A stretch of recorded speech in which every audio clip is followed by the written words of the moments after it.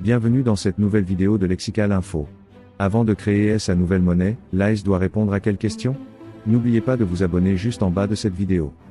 Dans un communiqué conjoint daté du 28 janvier 2024, les trois pays de l'Alliance des États du Sahel, AES, le Burkina Faso, le Mali et le Niger, ont décidé de se retirer de la Communauté économique des États de l'Afrique de l'Ouest, CEDEAO, avec effet immédiat. Certains analystes pensent que ce retrait de ces trois pays de la dite instance représente le décapsulage du premier étage d'une fusée à 2 étages. Ils soutiennent que tôt ou tard le second étage de la fusée que représente l'adhésion de ces trois à l'Union économique et monétaire ouest-africaine, UEMOA, sera aussi détaché de la fusée. Et qu'en acceptant de quitter cette union, les trois pays de facto opteront pour la création d'une nouvelle zone monétaire commune. Concluent les analystes. Répondre aux vraies questions. La création d'une nouvelle monnaie par les pays dissidents de la CEDEAO doit pousser à répondre aux questions suivantes. Cette zone peut-elle être considérée comme monétairement optimale? Quel régime de politique monétaire doit-elle adopter? Quelle politique de change elle doit adopter? Qu'est-ce qui déterminera le niveau de taux de change de la zone? La théorie économique de référence en soutien à la création d'une zone monétaire optimale est celle développée en 1961 par l'économiste canadien Robert Mundell. Selon ce dernier, une zone monétaire est optimale si elle apporte aux pays participants plus de gains que de pertes. Ces gains, qui sont d'ordre microéconomique, la suppression des coûts de transaction induits par le change de monnaie pour les activités sur les biens et services et sur les capitaux, et d'ordre macroéconomique, la mise en place entre pays d'une politique monétaire commune. Pendant que les pertes sont consécutives à l'existence du trilemme de Mundell stipulant qu'une fois que la zone monétaire est actée, il est quasiment impossible de réconcilier de manière simultanée stabilité du taux de change, libre circulation des capitaux et autonomie de la politique monétaire. Les régimes de politique monétaire sont passés de 1950 à nos jours, mars 2024, par 4 principales évolutions. Du régime discrétionnaire keynésien, 1950-1975, au régime de la confiance des nouveaux keynésiens à partir des années 1990 en passant successivement par le régime de la règle des monétaristes, 1975-1982, et le régime de la crédibilité des nouveaux classiques, 1982-1990. Dans le domaine des politiques de change, les faits permettent de dégager trois principales politiques de change. Les politiques d'ancrage ferme du taux de change sur une devise. Les régimes d'ancrage souple. Ces types de régimes permettent de faire flotter le taux change de la monnaie nationale en fonction de certaines limites. Et ces limites qu'une banque centrale peut choisir, peuvent être une cible fixe, une cible qui évolue, une bande de fluctuation, avec valeur plafond et plancher. Enfin, le flottement du taux de change clôt la liste des régimes de change. Avec un tel régime de change, la banque centrale est censée ne jamais intervenir sur le marché de change pour stabiliser le taux de change. L'ultime question de la liste des vraies questions est relative au déterminant du taux de change. La théorie économique soutient, même si le consensus n'est pas l'absolu, que le taux de change pour un pays donné dépend de l'offre et de la demande des biens et services, à long terme, de l'offre et de la demande des capitaux, donc du taux d'intérêt, à court terme et des anticipations des agents économiques, leur degré de confiance, relativement à l'évolution de l'économie, à très court terme. Car les anticipations peuvent être orientées vers les rendements futurs des actions et des obligations. AES et sa nouvelle monnaie. Les pays membres de l'AES pour créer leur monnaie commune vont quitter une zone monétaire, la zone franc, pour en créer une nouvelle. Sur ce plan, il est logique de penser que si ce n'est que le nombre de pays qui diminue, rien ne change. Cette nouvelle démarche des pays de l'AES doit être vue à l'aune de la théorie de la zone monétaire optimale de R. Mundell.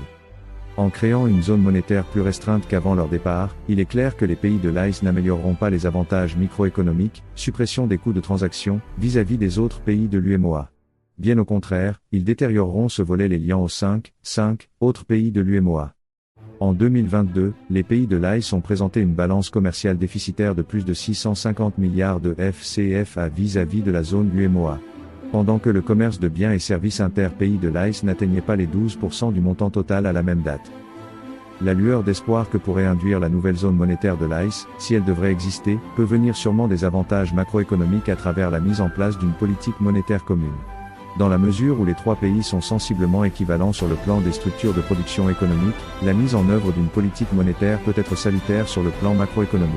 Une dernière question demeure. Est-ce que les avantages macroéconomiques pourront gommer les pertes microéconomiques présentées? La réponse à cette question dépasse largement le cadre du présent article de presse.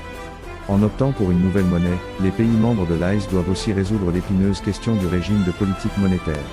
La Banque centrale de la zone UEMOA, la BCEAO, applique le régime de la confiance des nouveaux keynésiens, à travers une politique de ciblage d'inflation évoluant entre 1 et 3% à court terme.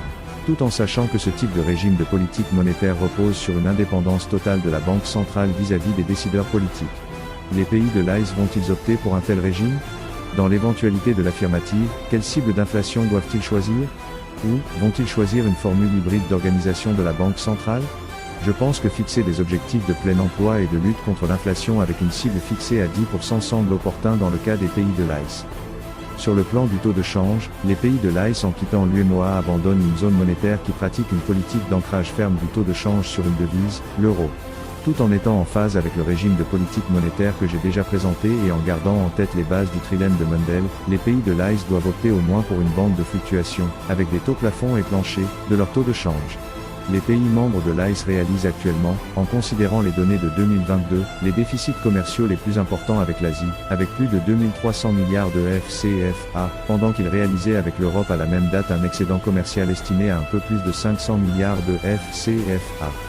En prenant en compte ces données, et en admettant que le taux de change dépend principalement à long terme, comme la théorie économique le prévoit, des exportations et des importations, il serait possible de soutenir que les pays de l'AES en adoptant une bande de fluctuation comme régime de change, la valeur plancher de cette bande, au certain, devrait être fixée à 0,12, une unité monétaire de la zone AES serait cédée contre 0,12 unités de renminbi, la Chine étant le premier partenaire économique de l'AES parmi les pays asiatiques. Le taux de change plafond, au certain, serait de 1,3, une unité monétaire de la zone AES serait cédée contre 1,3 €.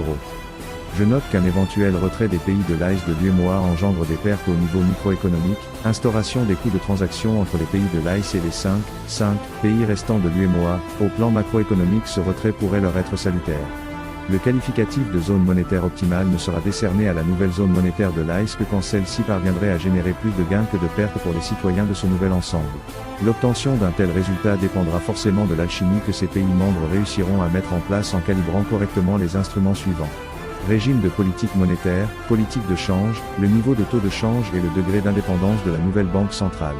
Tout en lui assignant des objectifs clairs orientés davantage vers l'atteinte du plein emploi. Merci pour votre aimable attention et n'oubliez pas d'activer la cloche de notification pour recevoir les prochaines informations sur Lexical Info. Merci.